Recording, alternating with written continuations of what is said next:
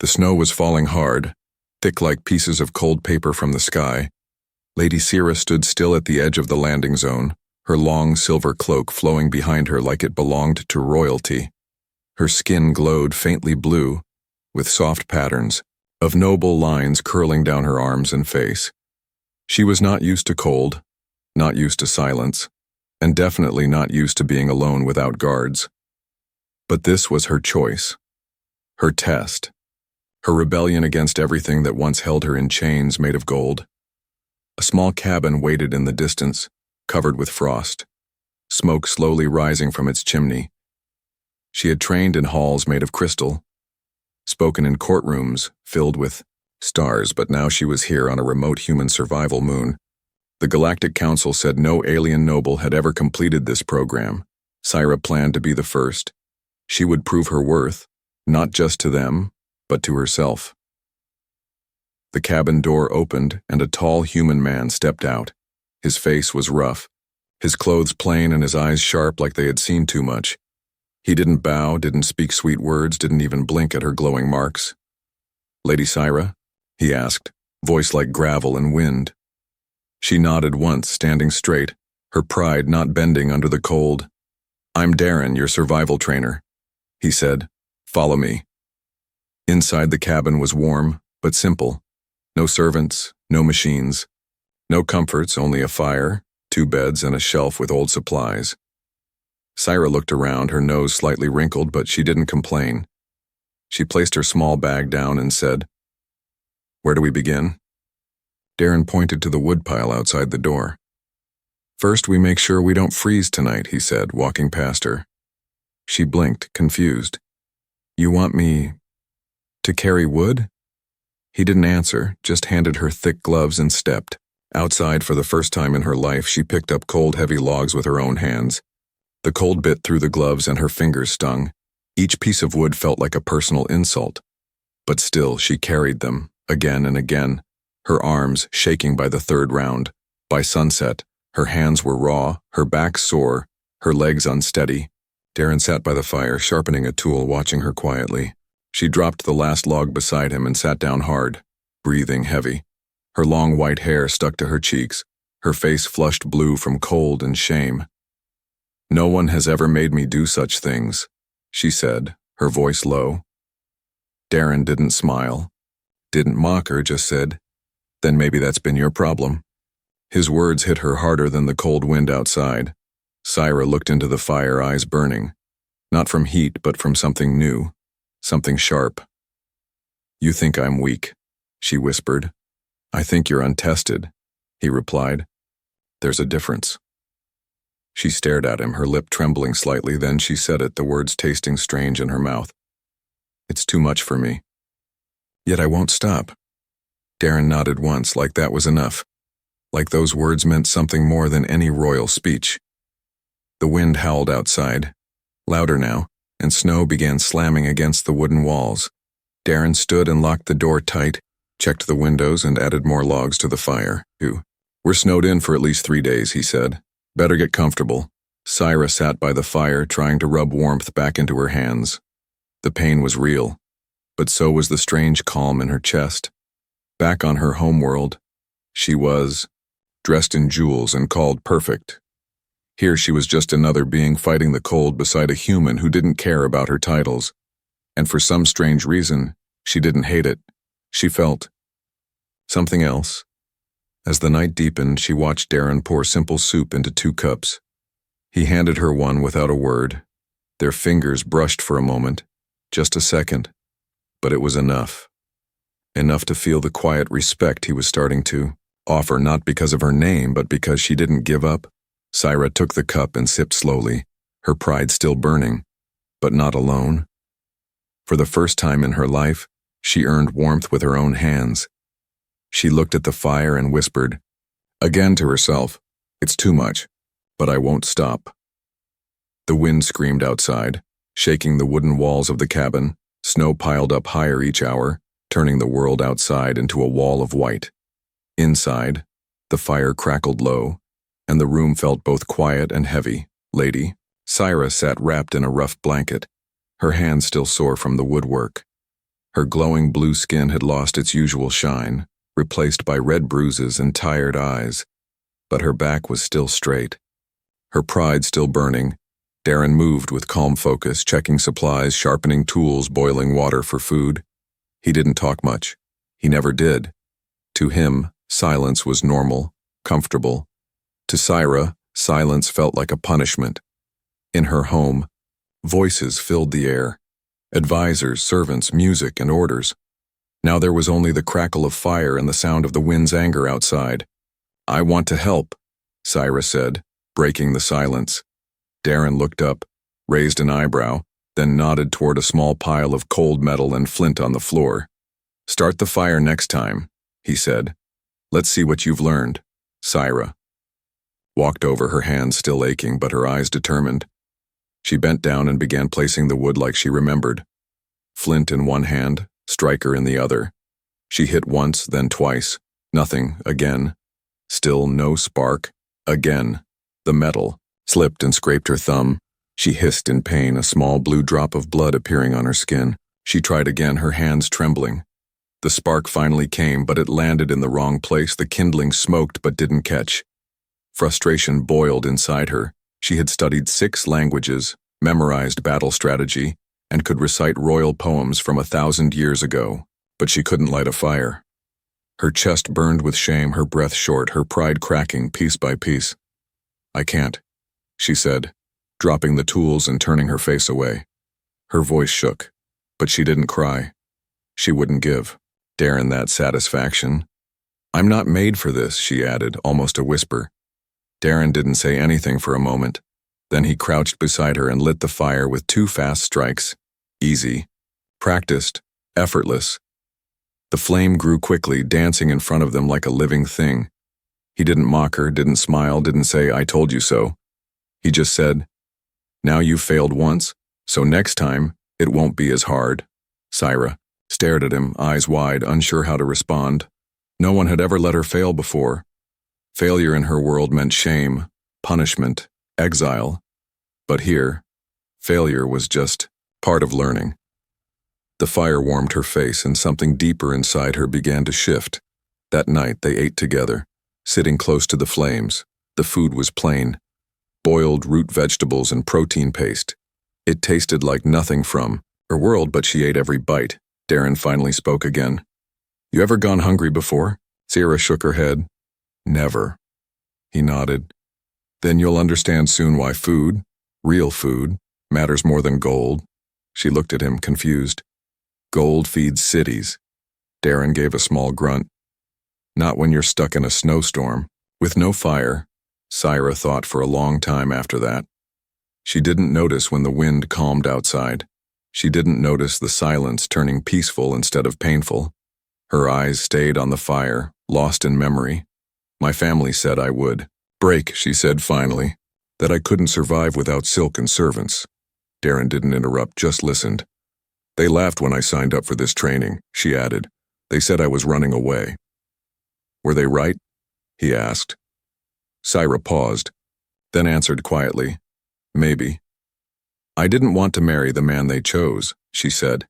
"He saw me as a jewel, not a person." "And what do you want to be?" Darren asked, his tone softer now. Syra looked at him, her eyes clear. "I want to be strong," she said, "not just by title but by action." Darren nodded slowly.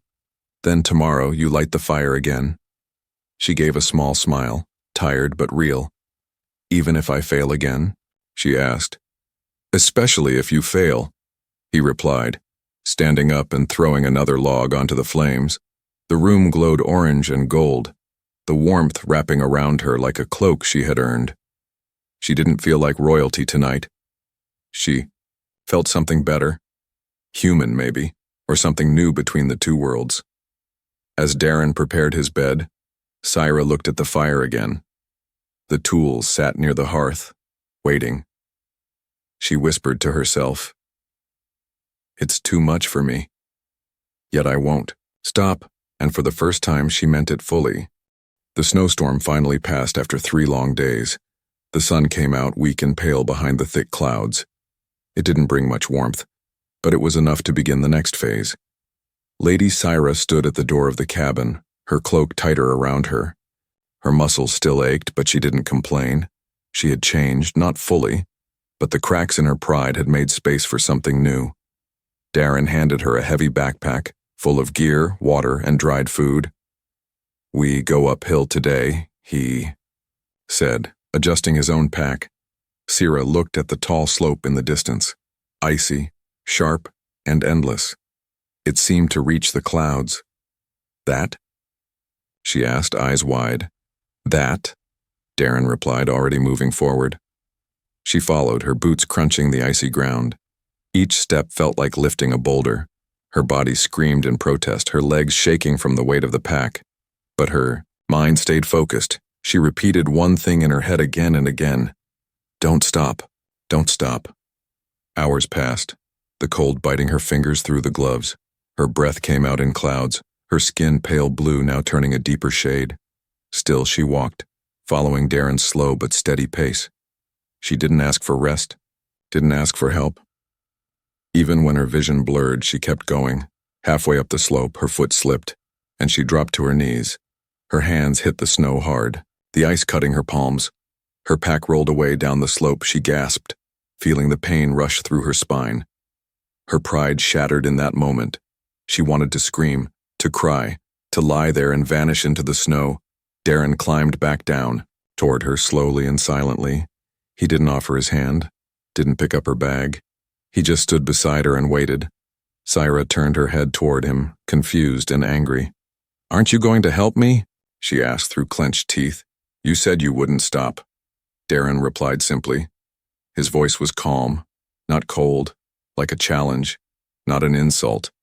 She looked down at her scraped hands, then at the slope ahead. Every inch of her body hurt. But deep inside her chest, something stubborn refused to give up. Slowly, she pushed herself back to her feet. Her knees shook, but she stood tall. Then, step by painful step, she walked down to collect her pack. Darren followed silently, saying nothing, but watching everything. She lifted the bag again, arms trembling, and strapped it on. Then she faced the slope once more and started climbing, this time, slower but stronger. She didn't care about elegance or posture. She just cared about reaching the top, about proving to herself that she could. The sun dipped lower in the sky as they finally neared the summit. Syra was sweating despite the cold, her breath shallow, her vision swam, but she didn't stop. And then all at once they reached the ridge. She looked up and froze. In front of them was a view that took her breath away. The valley below was bathed in soft golden light. Mountains stretched out like waves of stone. The sky was painted with pink clouds and stars began to peek through. It was the most beautiful thing she had ever seen.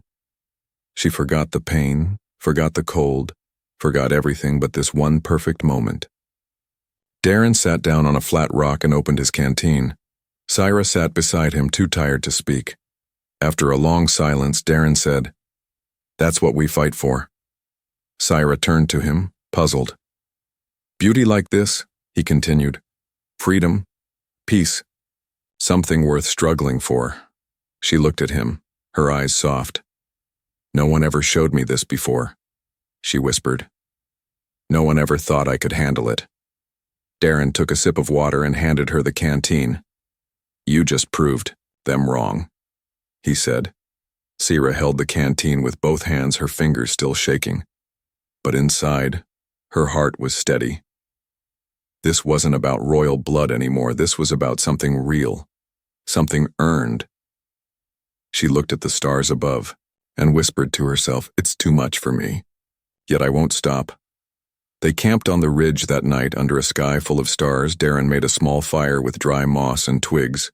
Syra watched carefully, learning each movement.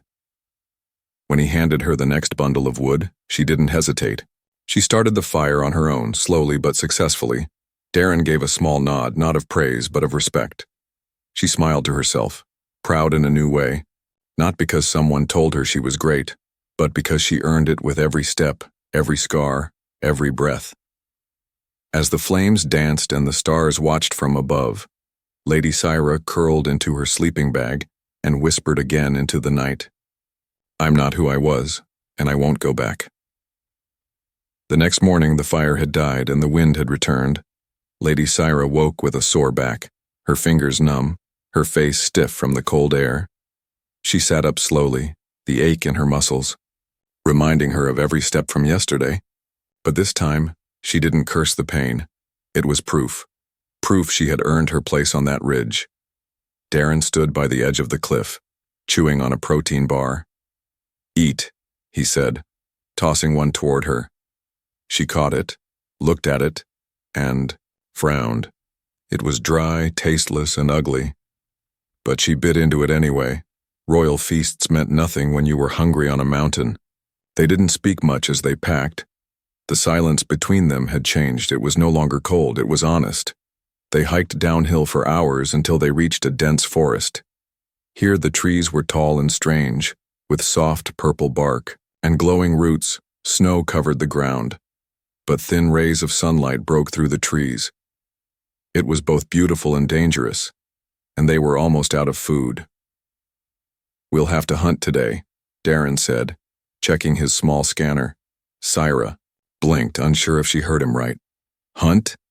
she repeated. "You mean, kill something?" He nodded. "Yes, or go hungry." Her stomach growled at the word hungry. She hated the idea, but she hated weakness more. So she followed him deeper into the trees, her steps quiet, her eyes sharp. After some time, Darren stopped and pointed. A small alien rodent sat in the snow, sniffing the air. It had soft fur, 4 legs, and golden eyes. It didn't look dangerous. It looked innocent. He handed Syra a small throwing spear. "Your turn," he said, stepping back. She froze, the weapon heavy in her hand. "I've never killed anything," she whispered. Darren said nothing, only crossed his arms and waited. The rodent moved again, twitching its ears, about to run. Syra's hands trembled, but then she thought of the hunger in her belly, the ache in her bones, the lessons she had learned. With a deep breath, she raised the spear and threw it. The sound was soft, a small thud in the snow. The rodent twitched, once, then stopped moving. Syra's breath caught in her throat, her eyes wide. She walked to the body, kneeling beside it. She didn't cry, but her heart felt heavy. Darren approached slowly, placing a hand on her shoulder. "You don't have to like it," he said, "but now you understand." She looked up at him. "Understand what?" "That survival isn't pretty," he answered. "It's real." They cleaned the animal and cooked it by a fresh fire. Syra sat still, staring at the meat. She thought she'd be sick, but hunger won.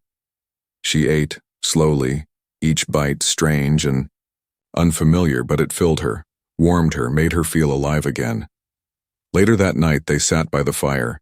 Snowflakes drifted down like feathers, silent and slow. Darren sharpened his blade while Syra stared into the flames. Then, without warning, she spoke. "I didn't come here just to impress the council," she said. Her voice was quiet but steady. "I came here to escape a life I didn't choose." Darren looked at her but didn't interrupt. "They told me I had to marry a noble from the Garcan Empire," she continued. "He's cruel, arrogant, and sees women as trophies." She gripped her knees, her jaw tight. "My parents agreed, said it would strengthen alliances." Darren's eyes narrowed. "So they offered you like a gift?" She nodded. "Yes, wrapped in silken lies." "And you ran," he said, more statement than question. She smiled bitterly. "They said I was a coward." Darren stared at her for a long moment, then said, "No coward climbs a mountain like you did. No coward kills for survival, bleeds, stumbles, and keeps going." He put the blade down and looked her in the eyes. "You're not weak, Syra," he said softly. "You were just never tested." Her throat tightened, her eyes wet. No one had ever said that to her, not even herself. In her world, praise was hollow, coated in politics and fake smiles. This was different, this was real. "I still feel like I'm failing," she whispered. Darren smiled faintly. "Then you're doing it right." She blinked, confused. "What do you mean?" Growth feels like failure, he said, until one day you look back and realize you're not the same person anymore. Syra leaned back, staring at the stars above. They sparkled through the trees, distant and calm. She felt small, but not helpless. For the first time, her pain felt like a path, not a prison. She whispered again, not for Darren, not for the council, but for herself. It's too much for me. Yet I won't stop. And the fire beside her burned on, warm and steady, just like the strength slowly rising in her soul. The morning sun rose weak and slow, shining through the trees like golden smoke. Lady Syra sat by the fire, tying the boots that had rubbed her ankles raw. Her body felt like it had been pushed through rocks and dragged back again. Her arms were sore, her legs heavier than ever. Her hands still bruised from the hunt, but her eyes were sharper now, tired. Yes, but also steady. She didn't ask for help, didn't look for comfort. This time she just stood quietly and started preparing her pack. Darren watched from across the small camp, not saying much.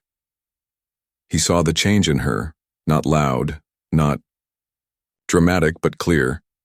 She didn't move like a royal anymore. She moved like someone surviving, someone learning and hurting and growing. They hiked again through thicker forest and over frozen roots. Syra kept up with him even when the trail turned steep and slippery. The air was colder now, sharper, like it was testing her lungs with each breath. They came to a narrow pass between two cliffs. The ground was icy, the rocks wet with melting snow. Darren crossed first, using his balance and strength to move fast. He turned and called, "Careful, it's slick." Syra nodded. Placing one foot slowly onto the icy ledge, the wind hit her cloak and her foot slipped. She caught herself, but the edge cut her leg deep. Blood oozed from the side, soaking through her pants, her face twisted in pain. But she didn't scream. She pulled herself forward step by step, dragging her leg behind her.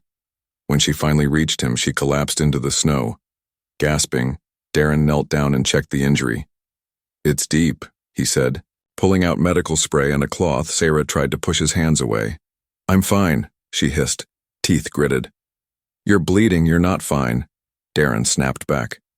She turned her face away, ashamed. "I didn't want to fall." "Again," she whispered. "I didn't want to look weak."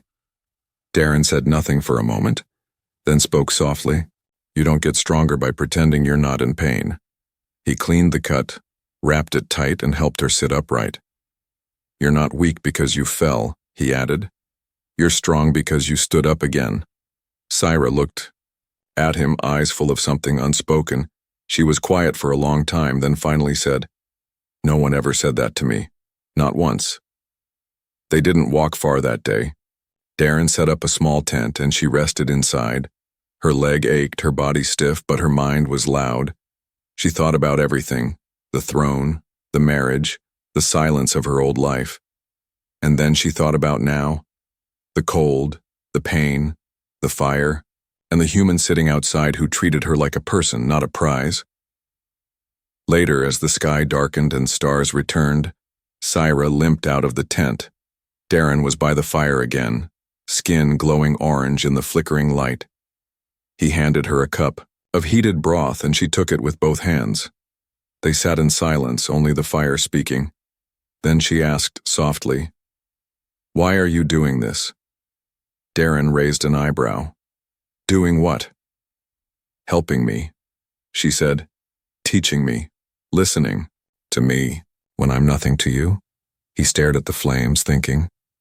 "You're not nothing," he said at last. "You're someone trying to change." He glanced at her, eyes serious. "And that's rare."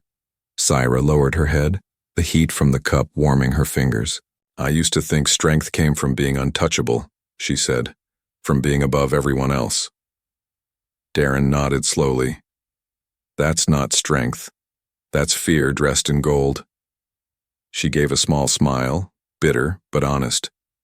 "Then I wore fear well," she whispered. They shared the firelight quietly, the snow falling gently around them. Darren didn't push her to talk more, but she wanted to. "Back home I had everything. Power, beauty, attention," she said, "but I felt empty." Here I have nothing, she added, and yet, I feel more alive. Darren smiled faintly, not surprised. Because now you're not performing, he said. You're just surviving. Syra looked up at the stars again, her voice low. Surviving hurts. Yeah, Darren agreed. But it's real. She leaned back, closing her eyes. The cold didn't bother her as much anymore. The pain in her legs still throbbed. But it was part of her now, part of the journey. And she whispered again, to herself, to the stars, to the fire. It's too much for me, but I won't stop.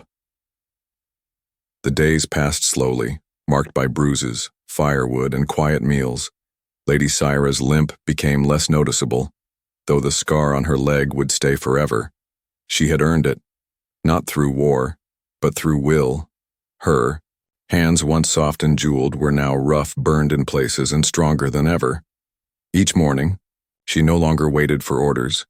She packed, she walked, she made fire, and Darren, though still silent, had begun to trust her without saying it.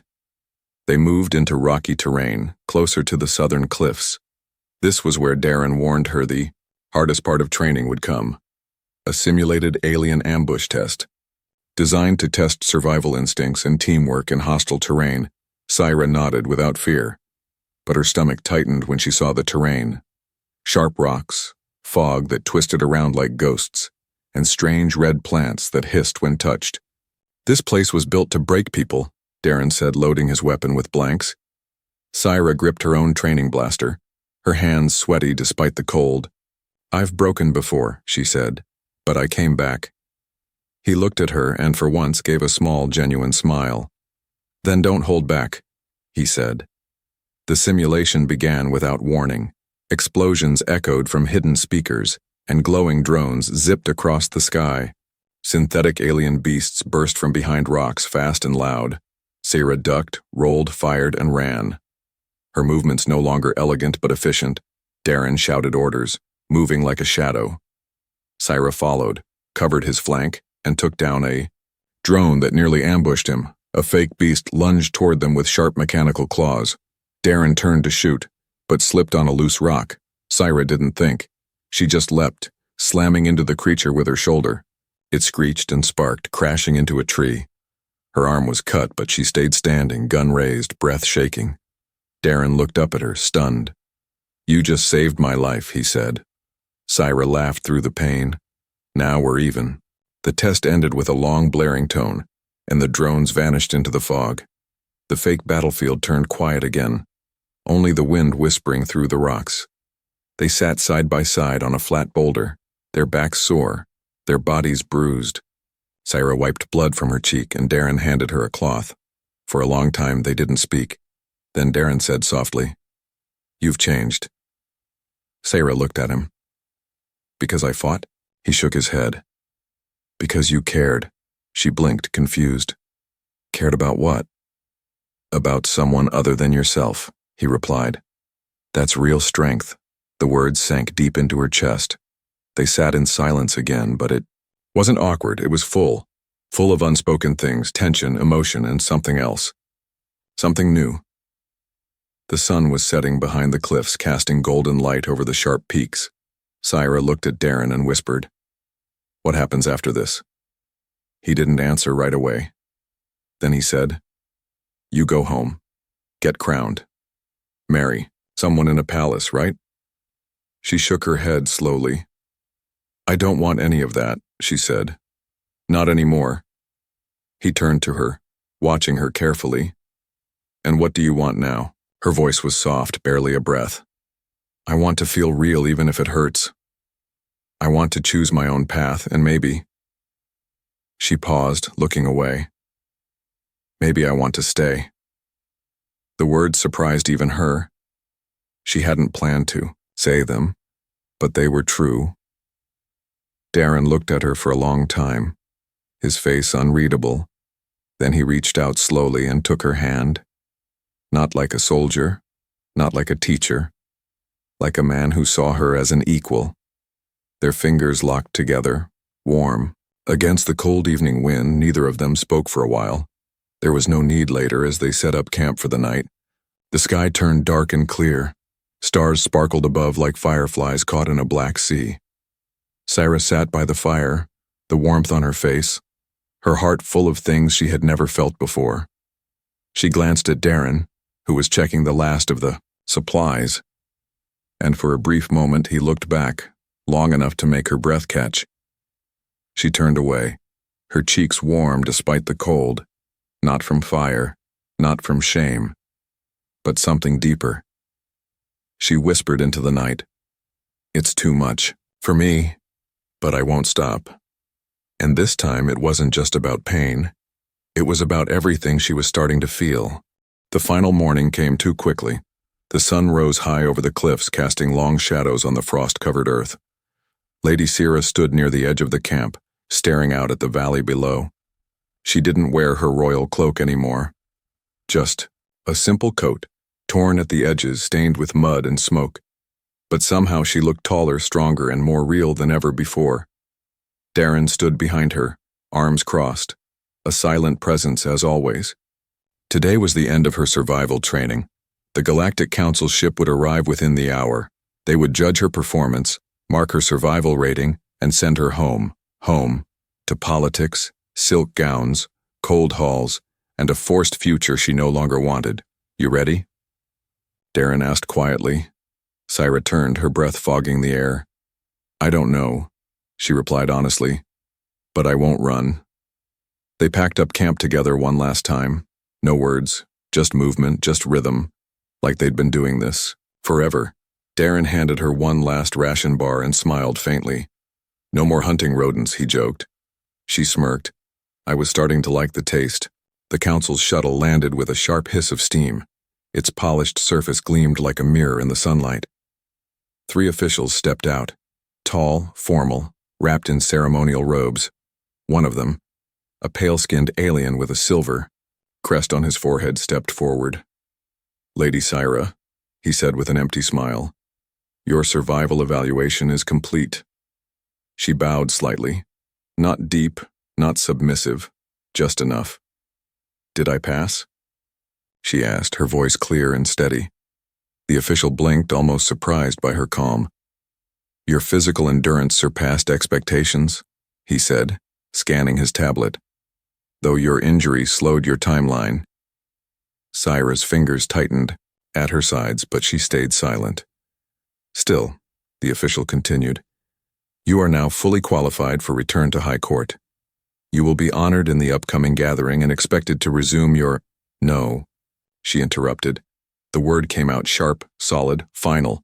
The officials looked up, stunned. Darren, standing nearby, didn't move, but his eyes locked on hers. "I won't return to court," Syra said, louder now. "I won't wear those chains again." The lead official frowned. "You don't have a choice." "Yes," she replied, stepping forward. "I do now," the others whispered among themselves. "Lady Syra, this will be seen as rebellion," the official warned. "Your family will be furious," she said. "Let them be." She looked at Darren, her voice softening. "I came here to run from a future I didn't want," she said. "But I found something better. I found myself." She turned back to the council, her tone hard.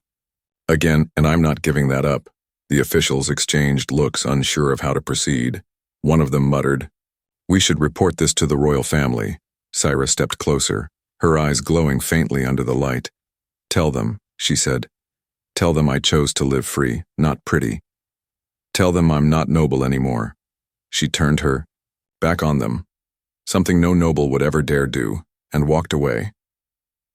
Darren followed her down the slope, slow and steady. They didn't speak until the ship lifted off behind them, fading into the clouds.